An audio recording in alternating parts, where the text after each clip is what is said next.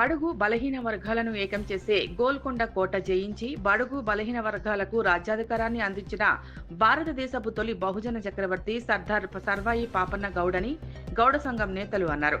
బస్వాపూర్ గ్రామంలో గౌడ సంఘం ఆధ్వర్యంలో బుధవారం ఘనంగా నిర్వహించారు. ఈ సందర్భంగా ఆయన విగ్రహానికి గౌడ సంఘం గ్రామ అధ్యక్షుడు తాటిపాముల శ్రీనివాస్ గౌడ్, ఉపాధ్యక్షుడు బొడిగే నరేష్ గౌడ్ పూలమాలలు వేసి నివాళులు అర్పించారు. అనంతరం వారు మాట్లాడారు. బహుజన రాజ్యాధికారం కోసం పాపన్న గౌడ్ ఉద్యమించిన తీరు ఎందరికో స్ఫూర్తిదాయకమన్నారు.